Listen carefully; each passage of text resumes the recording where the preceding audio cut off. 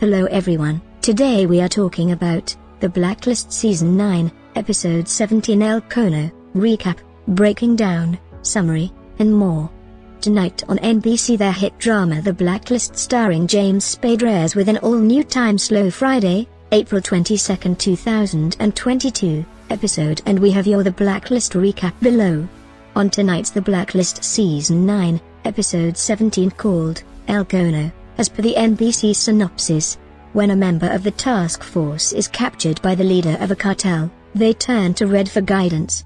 Red investigates a seemingly impossible heist. If you are excited to find out what happens tonight, make sure to bookmark this spot and come back for our The Blacklist recap between 8 p.m., 9 p.m. ET. While you wait for our recap, make sure to check out all other Blacklist tree recaps, news, spoilers, right here. Tonight's The Blacklist episode begins now. Refresh page often to get the most current updates. Tonight's The Blacklist episode begins with Aram being the new head of the task force while Cooper is waiting for trial, and Aram is kidnapped by the cartel because of a missing shipment. They think he had access to the delivery routes and stole the shipment. Red says that Don Maruez runs his cartel through a sophisticated server system. If there is a connection to Aram, that it is. The Scripps brothers run the servers. Marcus wanted Red's guys to do it, but his guys are exclusive to him, has a curfew, and a stern mother. Red will get them the address for the Scripps brother. Meanwhile, Aram tells Marcus that they have the wrong guy. Marcus shows Aram some code that he wrote and he tells him that if he didn't have to kill him, he would hire him. Aram begs them not to kill him. Aram says he doesn't know where his shipment is, but if lets him look at the computer he will try to help. Red has Teddy with him. He asks him who broke into the safe and he says he doesn't know. Demp has the Scripps brothers in for questioning. Rissler starts asking questions and Braxton keeps saying lawyer over and over again. Rissler shows them that they are impounding their equipment. Then Park comes and drops a few pieces, and tells them they are clumsy and can get clumsier if they don't give them what they want. Aram found something. He says this is not him, somebody stole his work. Meanwhile, the Scripps brothers found something. They see a user poking around in the system. That would be Aram. Aram tells Marcus that somebody used his work to get into Marcus' information and stop the shipment. Marcus gets a phone call. They have his missing product and want $500,000 cash. Red watches a video that he made for Liz if he should have died before her. He tells her that she would be the head of the business. He is excited but scared. He also says he never worried about himself, he always worried about her. What lies ahead is a glorious journey and wants to share with him things throughout his life of good deeds and bad deeds. Aram is tied in a corner. When Demba and Rissler come in and save him, he tells them about the ransom call. Back to Red's video, he talks about shipping. He tells her that if she wants to make her enemy her friend, create a problem for them and solve it. Then he gives her his top lines. Red fast forwards a bit.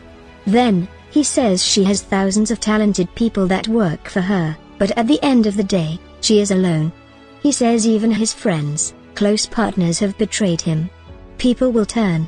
He tells her to do her best with Agnes, hold on to her like she is her heart. Park wants Aram to go to the hospital. Aram says no. Aram says his source code was stolen, and the only one that had it is his former business partner, Nick Farrier. Cooper says they have to track Marcus. Marcus arrives back in his safe house. His son Antonio is there from university and he tells him that he has to go, he can't crash there. Aram meets with the head of the company, Walter Sykes, who he hired to do an independent review of his source code. Aram says they gave them a clean bill of health.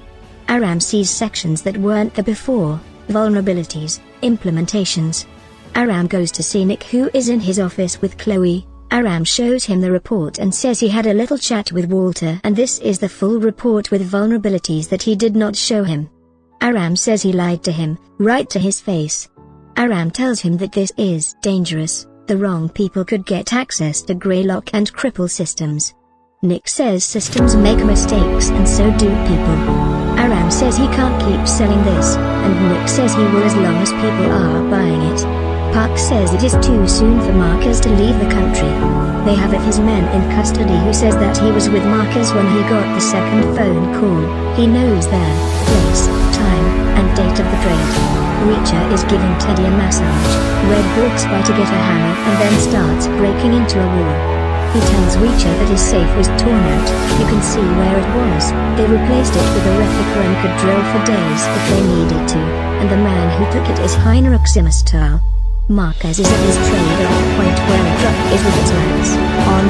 He throws a bag of cash on the ground and he says he is never getting it.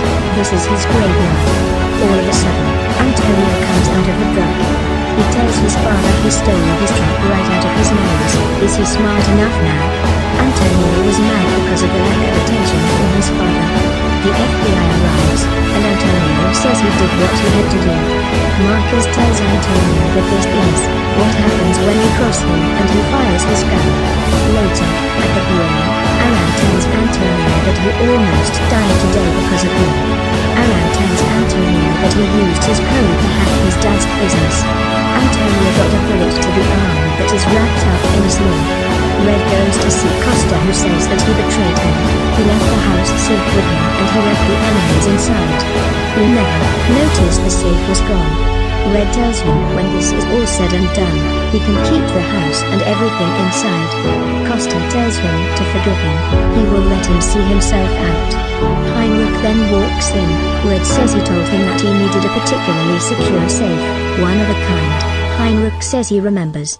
Red shows Heinrich where they took his safe out of the wall. He says the forgery is an exact duplicate and the only one who could have made it is him. Heinrich says yes, he made a second one, he did it for him. Aram goes to see Nick. He says he went into the server and destroyed everything. Aram says his code was never safe with him. He did what he set out to do, make the world a little bit safer. Cooper calls Rissler into his office. He says Reginald Cole is dead. There is one lead left to follow. The name is Licroy. Heinrich says he is so sorry. A woman came to him and said she was his representative. She asks for the same safe. She knew a lot about him. He assumed it was through him. She called him Dear, and she called herself